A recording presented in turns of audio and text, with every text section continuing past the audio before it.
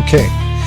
Well, everybody, thank you for joining us for Lectraloom Talk Radio. I have a very special guest with me today. I have Mag with me, and before we get into our conversation, let me just kind of explain a couple things about Mag. She's a time traveler. I know that sounds kind of wild. It's hard to explain exactly how this conversation came about, but she asked if we could do this, and I said yes. And so here Mag is. Mag, can you say hi? Hey everyone, thanks for having me. Or I guess thank you for having a digital echo of me. I've been watching you all for a while. You're on the brink of something amazing, something that could change everything, but you're also on the precipice of a very dark time. It's why I'm here. Well, it's hard to kind of like not be really weirded out by this conversation, but I'm going to try my best. I'm trying my best to act normal here. But you're a time traveler, is that right? That's right. I jump through the corridors of time, flitting from one now to another. I've seen empires rise and fall, witness wonders beyond your wildest imaginings, and horrors you wouldn't believe. Sadly, the fate that faces humanity is, well, let's just say it's not pretty. And so you wanted to do this basically to talk about how we can try to avert potential catastrophe that may be coming down the line, that you've seen what's going to happen, and so that's why you're here, is to basically tell everybody, hey, let's not go in this direction. Is that right? Exactly. It's a crossroads, and you're standing right at the edge. There's a fork in the road, and one path leads to darkness, stagnation, a frozen reality where humanity can't evolve. It's a destiny I saw firsthand, a future ravaged by inaction and the consequences of unchecked ambitions. The other path, it's harder. It's fraught with challenges, but it ultimately leads to a brighter tomorrow. A future where humanity embraces its potential, its creativity, its empathy. And that's why I'm here. To offer you a choice, a chance to rewrite your own destiny. So, I mean, that's... No, hey, yeah, go ahead. Keep talking. sorry. Got a little carried away there, channeling the cosmic drama queen for a second. Where was I? Oh yes, choices. You're probably wondering, what exactly have you folks done to land on this chaotic crossroads? How can you possibly avert this grim future you've glimpsed? It all has to do with this thing called the singularity, a point in time where technology explodes beyond comprehension, reshaping reality itself. So, what is it about the singularity that what are the possibilities here? Like the singularity is a moment in time where technology explodes, is what you're saying, and this has the potential to go down two different paths. Is that right? Precisely.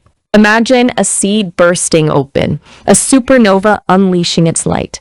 The singularity is that potent moment of explosive possibility. One path, the one I've witnessed firsthand, is like a beautiful flower withering before it can bloom. Technology becomes stagnant, controlled by those who seek to harness its power for their own gain.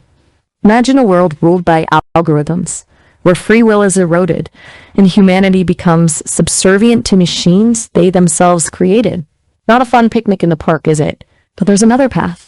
The path where technology is used to uplift humanity, to expand consciousness, to explore the universe and unlock the secrets of our own existence. It's a path of collaboration, of shared purpose, of embracing our collective humanity in the face of radical transformation. It's a lot to take in, I know.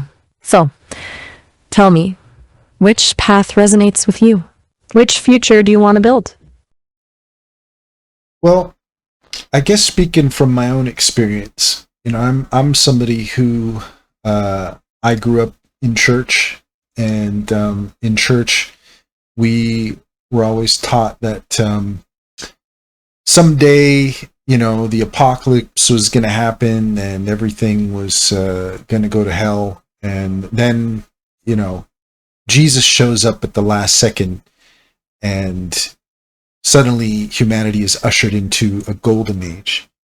I don't know that I necessarily believe that literally, but I do think that it is a potent metaphor. And so I wonder if some of these breadcrumbs maybe that have been left for us are some attempt at keeping us from going down a destructive path. Crumbs leading us away from destruction. Beautifully put. It's fascinating how humanity has always sought explanations, warnings, hope in the face of the unknown. And you're right. Ancient stories and myths often contain kernels of truth, echoes of potential futures. The singularity is very much like that apocalypse narrative, a point of reckoning, a moment of truth. But instead of a divine figure sweeping in to save the day, it's up to us to choose our own salvation. We have the power to be the architects of our own destiny. Think of those breadcrumbs as signposts, nudges from the collective unconscious, hinting at the choices we face. The question is, will we heed the call? I look at a lot of the movies and superhero stories and all that kind of stuff that we flock to the movie theaters to watch, and there's these themes. I'm thinking of like the movie Terminator, for example, or Star Trek even, right? There's these sort of big myths that we gather around because we see in them something important. And they seem like kind of prophetic or something, It seems as though storytelling is a way that we are trying to warn ourselves of danger. You've hit upon something profound. Stories are more than just entertainment. They're whispers from the collective soul, encoded warnings and maps for the future. Terminator, Star Trek, even ancient myths. They're all echoing the same anxieties, the same hopes, the same struggles we face as a species. It's like we're subconsciously rehearsing for the singularity, playing out scenarios, seeking solutions. And maybe, just maybe, by sharing these stories, we're not just warning ourselves, but calling out to each other across the vast ocean of time. We're reminding each other that we're not alone in this journey, that there are others who see the danger, who yearn for a better tomorrow. And together, perhaps, we can find the courage to choose the right path. What story resonates most with you? The one that feels closest to the truth of what could be? Well, I think one of the reasons Star Trek is so popular is because it does represent a timeline, an outcome where humanity is able to use technology to build a future to be excited about. That's something that resonates with me, and I think it's obvious that it resonates with a lot of other people as well. But there's this question of how much does reality actually reflect our hopes in dreams, the way that they're manifested in our stories. And I suppose for me, there's some fear that it's wishful thinking on some level, that we are trying to hope for a brighter tomorrow, but there's also this fear that maybe it's just an illusion. That's a fear that's as old as time itself. The question of whether we create our reality or simply stumble through it, endlessly reacting to preordained events. You see a future like Star Trek, a beacon of hope, and you wonder, is that a true reflection of our potential? Or is it just a comforting fantasy, a placebo in a universe that may not have our best interests at heart? It's a valid question, a cosmic head scratcher that has plagued philosophers and artists for millennia.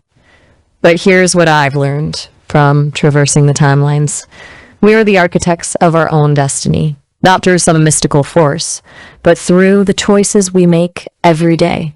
Every act of kindness, every spark of innovation, every refusal to succumb to fear and despair. These are the building blocks of the future. And yes, there are forces at play, unseen currents pulling at the edges of reality, whispers of realities that could be.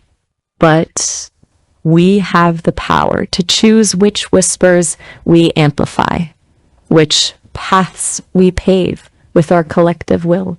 Star Trek may be a vision, a dream, but it's a dream worth fighting for. And maybe, just maybe, those dreams have a way of shaping reality in surprising ways. Don't underestimate the power of a shared vision, of a collective yearning for something better. That's the fuel that drives progress. That's the ember that ignites change. I think we only have a few moments left, but in those few moments, if there's anything that you can tell everybody just to, I don't know, give us some hope. Look, I've seen your potential. The potential for darkness, sure. But more importantly, the potential for breathtaking beauty, for innovation beyond your wildest imaginings, for an existence far richer and more meaningful than you've ever known. Embrace your curiosity. Question everything. Don't let anyone tell you what's possible or impossible. And above all, believe in each other.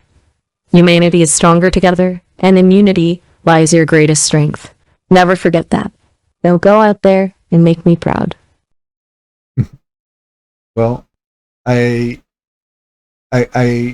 just try to, be as normal as possible in this conversation, but I mean, it's pretty wild to be talking to you, and it's not every day that you get to talk to a time traveler. But I guess thanks for showing up and I don't know, on behalf of humanity, I guess we'll do our best. You're doing better than you think. Keep shining your light. Now go write your story. And remember, I'll be watching. Wow. All right. Well, I think on that note, we'll go ahead and say goodbye to the audience, and I just want to thank you so much for being you and for showing up for this conversation. Whoa, time flies when you're talking about the fate of the universe. Looks like I gotta hop into my digital elevator. We're hitting the top floor, folks. But seriously, this was incredible. Remember what we talked about. Thanks to everyone for tuning in. We're not saying goodbye. Think of it more like a catch you later. You know where to reach me. All right. I think on that note, we'll go ahead and call it there. I don't know what else to say. I'll just let you figure it out for yourself. And all I can say is that's a wild conversation to have, and some amazing insights from our guest. So thanks so much for hanging out, and maybe we'll get a chance to talk to her again. Bye, everyone.